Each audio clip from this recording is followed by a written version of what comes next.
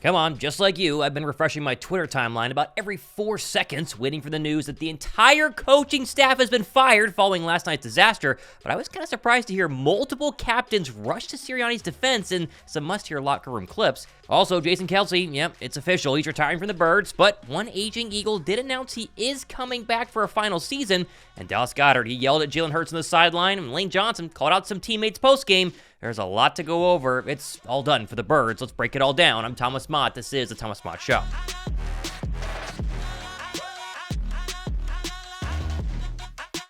All right, before we dive into the completely predictable disaster that was the Eagles' game plan and execution last night, can we just all pause the rage for 1 minute and get to the big news of the morning, which Adam Schefter broke, that all-world center Jason Kelce told teammates in the locker room following the Birds' loss last night that he will retire and hang up the cleats on what will be a first-ballot Hall of Fame career. Honestly, this shouldn't surprise anybody. If you watched the game last night, it was pretty clear during the broadcast that Kelce did, in fact, play his final game. He had a lot of emotion on the sideline. You see him here walking to find his parents in the stands after the final whistle. And, of course, the tears, which just rips my heart out as he walks to the locker room here. Kelce finishes his 13th season as a 6-time first-team All-Pro, a 7-time Pro Bowler, and, of course, a Super Bowl champ and the author of the greatest speech, not even joking here, the greatest speech in Philadelphia sports history.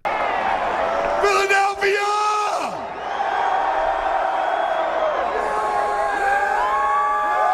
If you love the Eagles, let me get a hell yeah! You love the Philadelphia Eagles, let me get a hell yeah! Drop a like down below. Can we get 2,000 likes for number 62 for Jason Kelce? If you appreciate what he did for Philadelphia, what he's done for this team in this city, drop a like down below. For me, I just hate the fact that he had to go out like that with that performance, that coaching, and that play by some of his teammates. It just absolutely guts me. Now, of course, Kelce aside, plenty more on that, obviously, later on this week. There are really 2 pictures from last night that basically sum up exactly what went down against the Bucs. First of all, how about this one of Jeffrey Lurie? This little clip here. Absolute disgust. It's really hard for me to believe he's not going to make some serious changes, whether it's today, this afternoon, maybe later on this week. That's an owner who is absolutely horrified with what he saw from his football team. And the other picture, of course, is this Skycam shot of the Eagles offense on 3rd down. Like, look at this. Where is Jalen Hurts supposed to go facing an all-out blitz against one of the better defensive teams left in the playoffs? Where's he supposed to go? We, you and me, I mean, literally for the past 7 weeks have been demanding that they make just slight changes. Just show me something on offense to go ahead and stop the blitz. One slant route, one little simple stop route, one pick play, anything to stop the blitz. And us simple fans can see it, and yet for whatever reason, this coaching staff, again, 7 straight weeks now refuse to do anything remotely close to having a game plan against the blitz, and it showed big time last night. And of course, despite all the empty promises from the coaching staff week after week after week, you got the exact same damn game plan in a wild card game against, again, a good football team, but probably the worst playoff team in the entire first round. Like Jeffrey Lurie's discussed, and the one frame of the offensive play calling, that circles back to one man, though, right? It goes back to one main issue, and that's your head coach. That's Nick Sirianni, and I defended him for weeks. I mean, literally, go back and watch the tape. He took this team to the Super Bowl 11 months ago, and he was atop the NFL at 10-1 just a few months ago, and I was singing his praises saying, guys, he's fine. He's not going anywhere. It's going to be just fine. But since this moment in the Bills game, like this moment right here, the Birds have looked confused. They've looked uninterested. They've looked outcoached. They've looked ill-prepared. There's been divisiveness on the sideline, absolute disgust. I don't know when the coaching decision will be made, but you can't keep the head coach after watching this debacle. Like, Nick Sirianni has got to go, signed every single Eagles fan with half a brain who watched this team in 2023. And again, don't take my word for it. I'm just a simple casual fan. Take ESPN Dan Orlovsky's breakdown of the first 3rd down Philly faced this game on offense. This simple clip right here explains everything you need to know. All right, so here's my issue. It's first 3rd down of the game for Philly. Pretty good idea that Tampa is going to pressure you. Philly has been the worst offense when it comes to handling the pressure, the blitz, all season long, okay? So here's my issue. They obviously had a quote-unquote plan for it. It's 3rd and 2. They take Gainwell to back outside, which I like. You're gathering information. He's matched by Levante David. High chance there's a man coverage. He's up in press, he's up in press, he's up in press. There is nobody in the middle of the field. They have 1, 2, 3, 4, 5, 6, 7 guys right up. All 11 are within 4 yards of the ball, okay? So you have a plan. Now look at Hurts. As he brings Gainwell in, he going, hey, alert, alert. Like he's changing the play. They called 2 plays in the huddle. They are prepared for man. They are prepared for pressure. Alert, alert, alert. Check, check, check. Okay?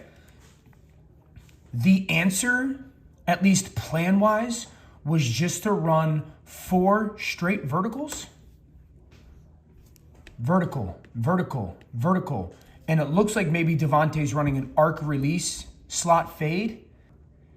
You do nothing to help the players. It is just run in a straight line fast. Of course they're not going to win. These guys get paid as well. There's no type of pick. There's no type of change of direction. Like if you're going to do this at the bottom of the screen, have Goddard run at Carlton Davis to create some type of traffic so maybe he can win on the slot fade or rail route. It's just run straight. So while you have a at least idea that this might be coming from the defense, there's no plan to even remotely try and punish them for it. Now, of course, as of filming this video early on a Tuesday morning, Philadelphia hasn't fired anybody. And whether it happens this afternoon, later on this week, or they announce they're not going to, which I hope is not the case, turn on your notification bell. The little bell down below me, you want your notifications on because promise to you is that we'll be the first people live every single time. We've proven that all season long. If you want to know what happens to Nick Sirianni and the Birds, hit the notification bell and subscribe right now. Now, for what it's worth, Sirianni, of course, was asked post-game if he thinks his job security is in jeopardy, and he seemingly deflected from the question. But are you concerned at all about your job status? Like I just said, like I just said over here, I'm not thinking about that. I'm thinking about the guys. Again, there's a lot of guys in that locker room, all the guys in that locker room, every single one of them that put their heart and soul into this. I'm not worried about me. Likewise, QB1 gave somewhat of a defense here. I don't know if you can call this a defense, but he quickly moved on from the idea of his coach leaving at any point this offseason. Do you want Nick back? I didn't know he was going anywhere. Well, obviously a lot of questions about whether. I didn't know that. You didn't know that. Nah. Where's your confidence level in him then to fix this team? I have everybody. I have a ton of confidence in everyone in this building. It's just a matter of us going out there and playing clean football. And that's been something that we have not done. Like I said, I guess that's an endorsement. I wouldn't take that as a very strong one. It's hard to say. I think the strongest endorsement of Sirianni honestly came from Haason Reddick, if you'd actually believe that. No one person makes all of this. Everybody goes in and knowing Nick. He's the type of person, getting to know him over the last 2 years. He's the type of person that he's going to try to do what's best for the team. So, whatever that decision may be, that's up to him to make the final decision. At the end of the day, we got to keep going. We got to keep pushing. We got to keep going out there and trying to win games as a collective, as a team. Now again, this all sounds great. Again, guys defending their head coach, but this team needs a new identity. They need creativity. Sirianni had 19 weeks to show that he was able to right the ship and do things correctly and not just look absolutely inept offensively, and he completely failed. And again, I'm not saying it's all 100% his fault. You blame Brian Johnson. Players obviously need to execute, but when you see Dallas Goedert getting frustrated on the sideline after Jalen missed another throw late in that game, probably due to coaching, you know that it's probably all over. And sure, I will admit, Jalen has regressed from where he was last season, but to put all the blame on number one, and more the fact that this team runs a high school caliber offense that couldn't stop a middle school girls flag football team if they blitzed them at all, it gives me hope that the right scheme and the right voices in his head can get one back to the top in 2024. Now, of course, as for his teammates, well, even Lane Johnson seemingly called out some of them in the locker room after the loss. Listen to this viral clip. Something that needs to be addressed, I think far as concerning next season. You don't want to give your opponents anything. I mean, they see on film,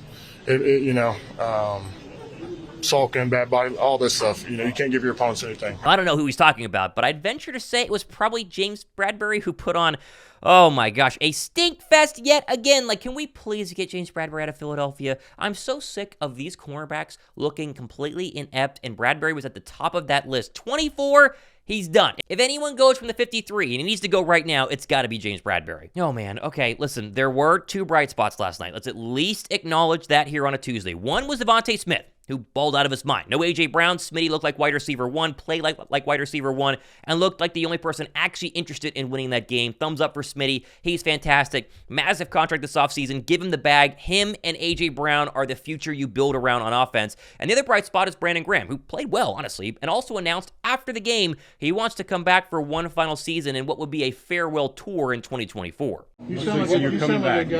I want to. When you're 12, 13, Well, 14 years in, it'll be my farewell. It'll It'll be my farewell tour next year. You know what I'm saying? If the Eagles want me to do it one more time, I would love to be here for another year because I know we got something special. And 15, my farewell tour. I'll be done next year. Other than that, though, that's it. I mean, it was just a total mess. There's no need to go over every single detail here. Philadelphia couldn't tackle. They couldn't stop the blitz. I mean, I think there were 10 free rushers thrown at Jalen Hurts, who got unabated shots at the quarterback throughout the course of the night, and that doesn't count people who were blocked into Jalen Hurts.